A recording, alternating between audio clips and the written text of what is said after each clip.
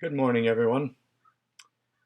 This is David Furukawa, joining you from California.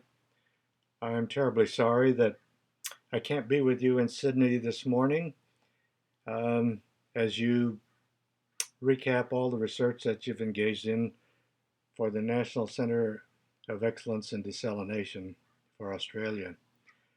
Um, it's been a wonderful time. I think we've done some good work. When I became your CSO, I didn't know quite what to expect, except that it was a tremendous challenge and also a great adventure.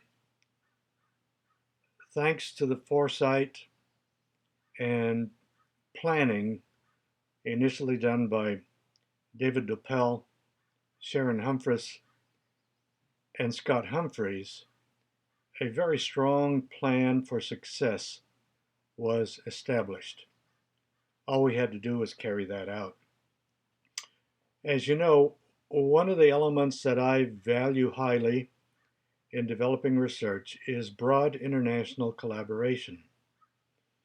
Um, I'm very happy that the Center now has more than 30 international collaborators from globally renowned institutions, and they're participating in 50 research projects.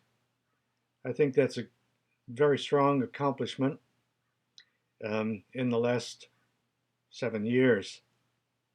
The contribution of these collaborators has been invaluable, and you're all to be congratulated for formulating plans that allowed them to be of such help to you. I think great strides have been made in examining some of the underlying problems in membrane treatment and in exploring new avenues for processes such as forward osmosis, and in fact, quite a bit of really good work in pressure-assisted forward osmosis. One of the most vexing problems in seawater desalination is membrane fouling. I think excellent progress has been made in looking at membrane pretreatment to resolve some of these membrane biofouling problems. A good example is the progress that's been made with submerged membrane bioreactors. I think this will be something that will be looked at even more strongly in the future. The other is the unique, innovative combination of forward osmosis as pretreatment using possibly brackish or wastewater as one of the source waters. For innovative design, I'm tickled that the projects have made such an impact in using forward osmosis for fertigation. Combining that with nanofiltration, this was a project that was championed by Dr. Ho-Kyung Shan at UTS, and his work on this project has been helpful in him becoming an Australian Future Fellow, and my very strong congratulations to Sean. Well done. A huge problem in Australia is disposal and treatment of coal seam mining wastewater. We have a similar problem in the USA with a process we call fracking. Nonetheless, huge amounts of wastewater are produced. I'm happy to say that one of our projects, which began with laboratory bench scale testing, eventually led to taking pilot plants out in the field to demonstrate their efficacy. This is a great example, I think, of developing solutions through research that can be immediately used by industry. In addition, several patents have been lodged on our projects, and this is something that is a bit unusual for just a very few years of research. It generally takes much longer. And of course, everyone looks for those patents which will eventually bring strong returns to the center and to the university. But the fact that we have lodged these several patents, I think, is excellent and great progress. I could go on with proud achievements from each of the stakeholder institutions, but of course time does not allow that. Suffice to say that I am deeply thankful for the opportunity to have worked with each of you. Through your efforts on our projects, Australia has made a noticeable mark in the field of desalination globally. In just about every major conference or workshop around the world today, you will find an Australian scientist presenting on their research. I think that's a very healthy outcome to the program at the center. Although we didn't, of course, solve all of the desalination problems around the world, we did make strong incremental improvements and develop some solutions and technology to address Australia's unique problems. Just a short one on a very ambitious project we embarked on to solve the drinking water problem for a remote indigenous community. Not a small task.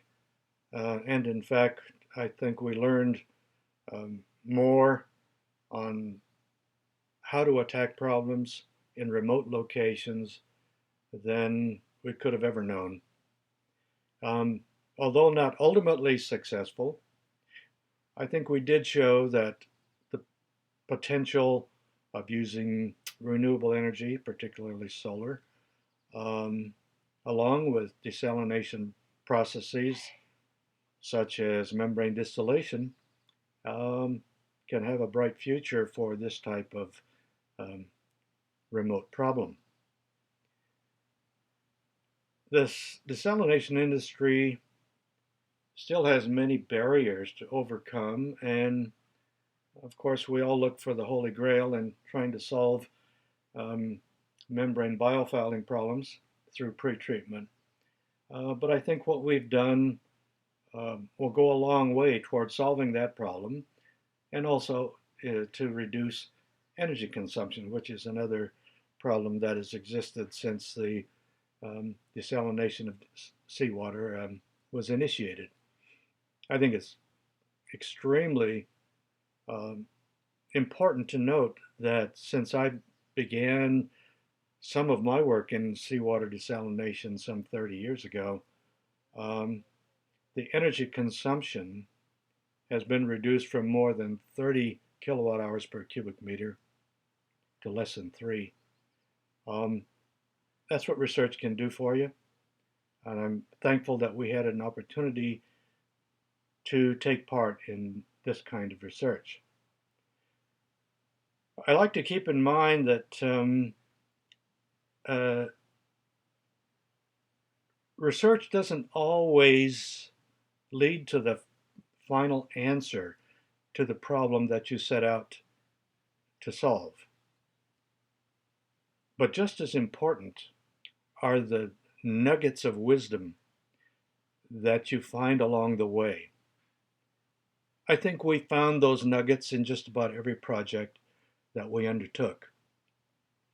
In addition, we have grown capacity in Australia immeasurably, and you can measure some of that by looking at the number of undergraduate and graduate degrees that have been conferred as a result of our research program. And finally, all of this would not have been possible without the magnificent staff at the Center of Excellence. My particular thanks and gratitude to Sharon Humphreys, who is our COO, and always kept things running smoothly. Knowing what government-sponsored research is like, I know that contracting had to be incredibly difficult. And to Missy Lee Palmer, our projects manager, who had the huge task of keeping tabs on our 50 research projects. Our portfolio was robust, and it was her job to keep it going and getting all of our scientists to submit their reports and complete their projects in a timely manner. And of course, big thanks to our CEO, Neil Palmer, did just a marvelous job. And there was a continued guidance of Scott Humphreys and the strong day-to-day efforts from people on our staff such as Sandy, Warren, Timon, Mike, Hazel. They all played an important part. And George Horvath, who helped Mike with the problems that arose in our pilot plant area. They were all marvelous in their performance. And also thanks to our research advisory committee, who had a big hand in looking at all of our proposals, expressions of interest, and crafting the final project. So I thank all of you participating in this final workshop today. You have made the Center of Excellence a very successful endeavor. And your efforts are going to provide the background for a significant level of research in future years. I thank you for your efforts and for your friendships, and I look forward to communicating with you in the future. Have a great day. Bye-bye.